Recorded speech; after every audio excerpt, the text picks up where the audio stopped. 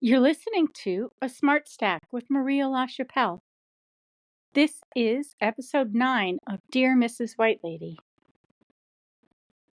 Hegseth, reeling from weekend bender, lists Ukraine on Etsy.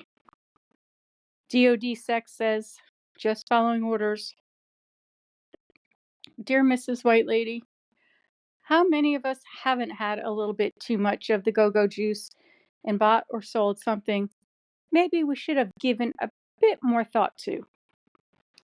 I once bought an apiary or honeybee farm without discussing the purchase first with my husband. I was thinking he likes honey. I was being romantic. Did you know that you actually have to buy the queen bee and her mated partners separately? I thought you could just buy the whole thing like a matching set from Haverty's. Just goes to show nothing good happens on the internet after 10 p.m. Okay, getting back to Ukraine. Apparently, the whole country's up for grabs now. All you have to do is invade. Then you get an even bigger ally, that would be us, to take all your rare earth minerals off your hands. There you have it. Bada bing, bada boom. Don't you just love the simplicity of the Italian language? Do this one thing and there won't be any trouble. I think that's what they call extortion. I'd like you to do me a favor, though. It's a little bit different than bribery, which is like, you give me $20 million and propped up crypto memes, and I'll give you the White House. And yes, Charlotte, sometimes hyperbole is okay to prove a point.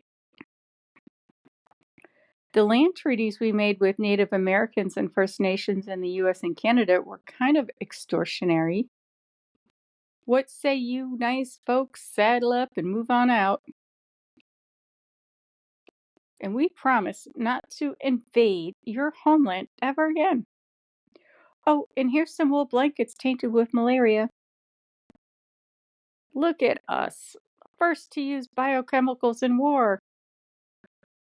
And a lot of white nationalists like to give that honor to Hitler, but we were really the first. Putin has already said he won't cede any territory back to Ukraine as part of a peace deal, so this is just a shakedown in a dark alley. Oh wait, it's happening right out in the clear light of day. Would President Zelensky agree to the wanton destruction of his country's assets and his people's legacy for the false promise of no more killing, no more death? Yeah, I don't think so either.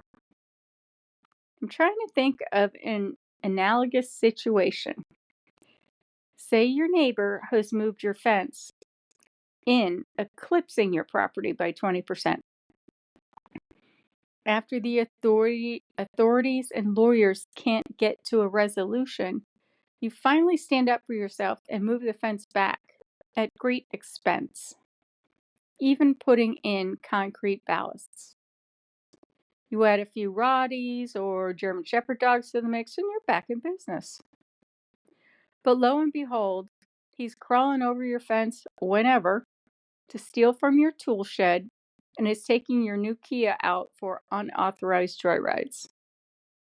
Next, the devil himself comes to you with a peaceful resolution. Let me have all the land I've already poached from you, and I'll leave you alone. Oh, I'll also take the Kia, the vegetable gardens, and that there shed. Why am I taking your shit? Because I really feel like it should be mine. Call it a character flaw or an eccentricity. Did you know Putin's mercenaries have forcibly removed, abducted, kidnapped, and taken 20,000 children from Ukraine and brought them to re-education camps across Russia? Yep. Check out the French newspaper Le Monde, which reported in December 2024 that of the 20,000 children taken, fewer than 1,100 in the forced population transfer have been returned. and these have been with diplomatic interventions. Let's try to put that in perspective. A smattering of lovely small towns have a population of 20,000. Rockport, Massachusetts is a favorite of mine. Maysville, Kentucky. Easton, Maryland. Lockhart, Texas. Nevada City, California. Milan, Ohio. Bluffton, South Carolina. Now, imagine if all the children from these towns were just gone. Not the whole town, just the babies. Just consider the crippling grief, the desperation of being at war and knowing your babies are with monsters.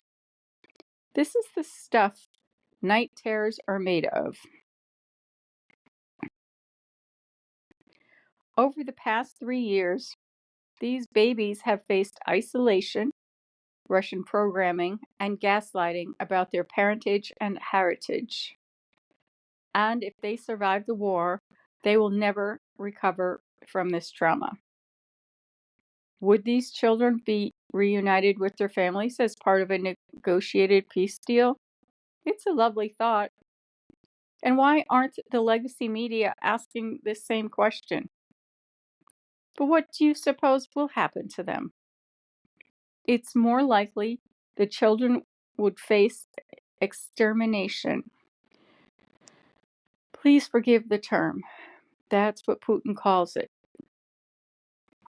Do you think Putin would give these children the chance to bring a counter-revolution against Russia for the atrocities they suffered as infants and toddlers in a decade or two? The taking of these children is a war crime under Geneva Conventions. So if you're still wearing the t-shirt that says, "I'd rather be a Russian than a Democrat," you may want to rethink your priorities. I guess you can tell I've had myself a good white lady think-a-thon this past week. What if we started holding random think-a-thons out in public spaces? Roll up at the Costco checkout with automotive supplies, a breast pump, 4 cases of beer, and 40 pounds of baby back ribs. And we just have a think-a-thon together. In the olden days, that's what pubs were for. Go and have a sip. Became the word gossip. Although other respectable sources believe the word gossip is derived from the feminine form of the word god, sib, or sibling, or godparent. I care less for this etymological theory because, patriarchy, duh. And in most countries, women weren't allowed in the pubs. Snap! I'm thinking these think-a-thons could emerge as spontaneous urban happenings like flash mobs or pop-up karaoke bars. Yes, Charlotte, karaoke is 3 syllables, not 4. The second being more of a diphthong, and the R is pronounced more like a D. And to my dearest usage exceptionalists, I see you, I hear you, I love you. Let's also salute the return of MapQuest and skinny jeans. Who would have thought that MapQuest's failure to innovate could inspire a grateful nation's nostalgia and pride around the naming of a body of water? Remember when everybody used to pile on about MapQuest? Well, now MapQuest is feeling its virility. How you like me now, ladies? The sole time MapQuest steered me wrong was on a trip to a certain retailer in Bentonville, Arkansas, which rolled back its diversity, equity, and inclusion policies, get this, after the 2024 election, all because some extremist investor threatened to fund a social media campaign that would slam the WM as a wokeness machine the week before Black Friday. Remember that? Yeah, I don't either, because the legacy media didn't report on it. You know who did? some independent news hounds at insidepaper.com. If it seems too hard to seek out actual facts in alternative media, then I'm going to have to call you on that. I once saw you track down and buy the only remaining Hello Kitty anime figurine on the Japanese equivalent of eBay. We can do anything. We just need a little motivation. Getting back to my MapQuest story, I have followed every directional sign to the letter, even glancing at that bobbity thing that tells you whether you're going northwest, east, or what have you.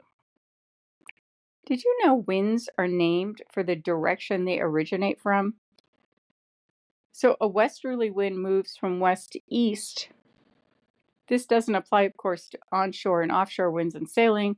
However, I have no idea how they figure that shit out.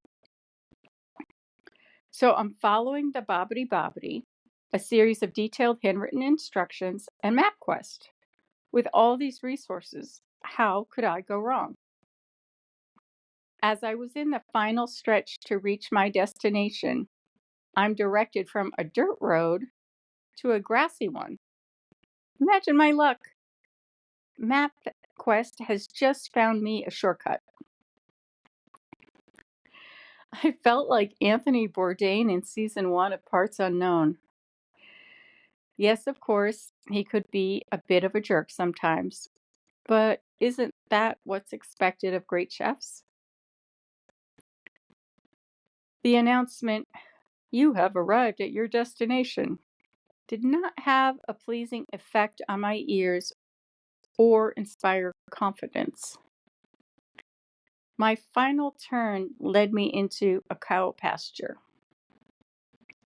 I would soon come to understand that the dinner meeting I had traveled in for would go on without me, which was sort of cute since the presentation was on my laptop. Knowing full well that these are the moments that show what white ladies are made of, I stepped out of my ride to approach cows grazing on verdant land, and I breathed. Tomorrow, I will get my ass kicked, but today, I will fulfill my destiny. I will take my place in the sun. I waved. Hey, ladies, anyone want to hear a song? In my attempt to be relevant, I opened with Adele's Chasing Pavements, but it was met with tepid response. I had failed to read the bucolic scene, so to speak. Anyway, Adele is lovely, but I think we can all admit she sings far too low for her register, and I worry about the longevity of her career because of it. But I digress. Have you ever sung to a cow? How about a herd of cows? I once saw a TikTok of a lady singing the Irish lullaby, "Tooraloo-ra-loo-ra, tooraloo-ra-lee," to a herd of Scottish Lady Highland goose or Highland cows. I put the link there for you. Trust me, it'll brighten your day to watch it. It's not what you'd expect, though, singing to cows. They're very polite, but unsure of the proper etiquette when encountering a busker. You might summon a reluctant sense of curiosity from some, but that's about it. To my great comfort, the great Lady Red Heifer, as I referred to her, approached the stage door. I grew warm by her fixed gaze.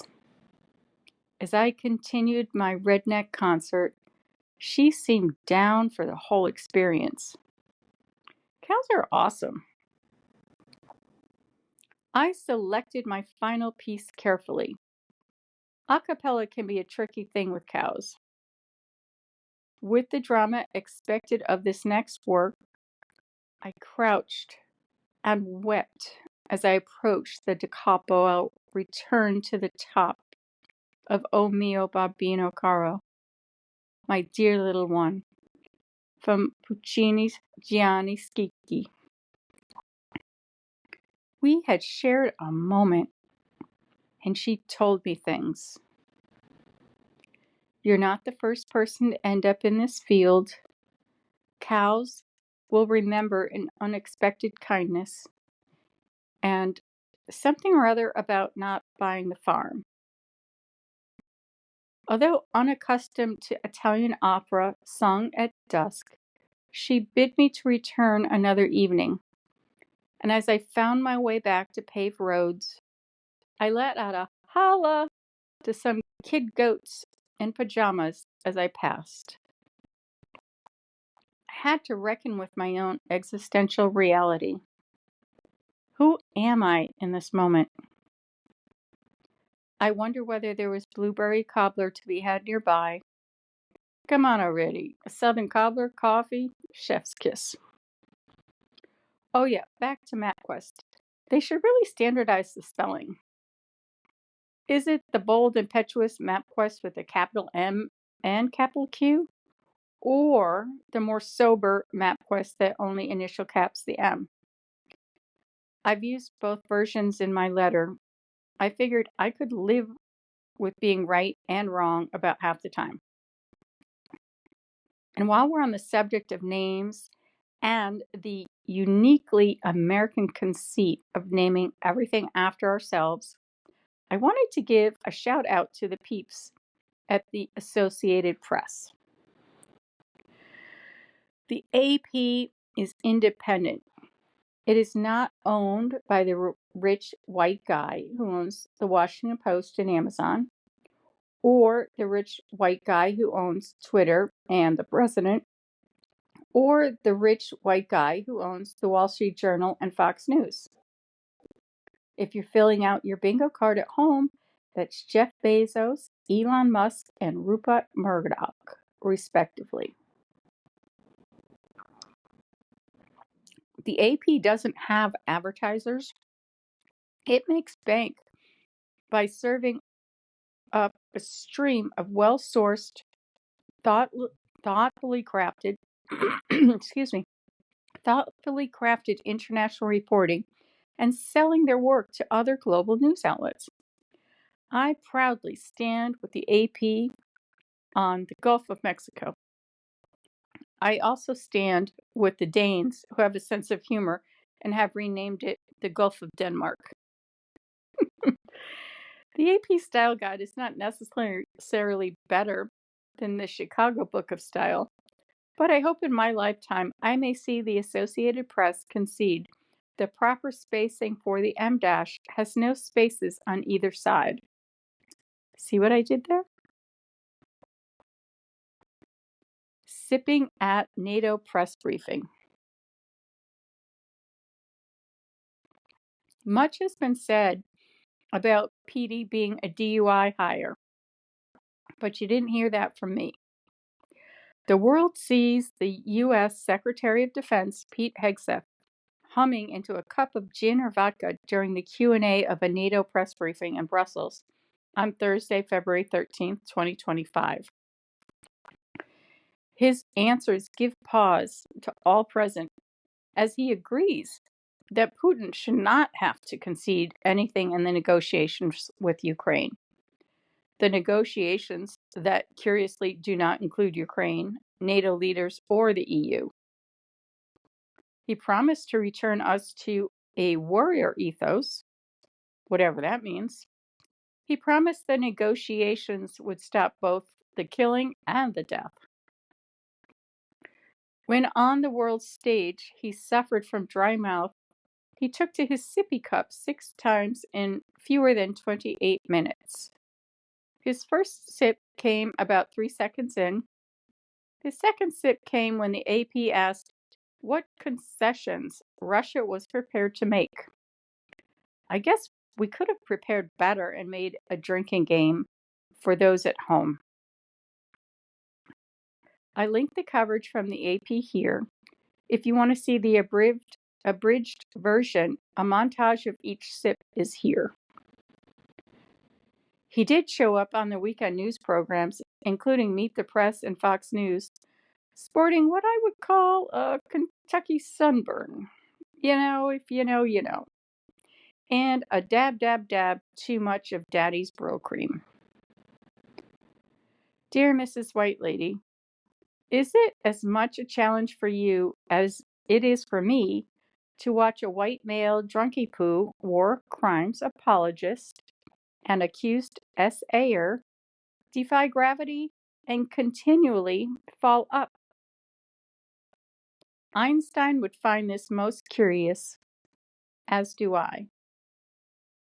In what of the unearned confidence of these maladaptive white men? Number 47, Hegseth, Patel, Kennedy, and Musk, to name just a few. So I have to ask, dear Mrs. White Lady, why not Kamala? Pronounced Kamala, rhymes with Mamala. And what of the scandal-free 49th VP of the United States, the highest ranking woman to ever serve in U.S. government, the twice elected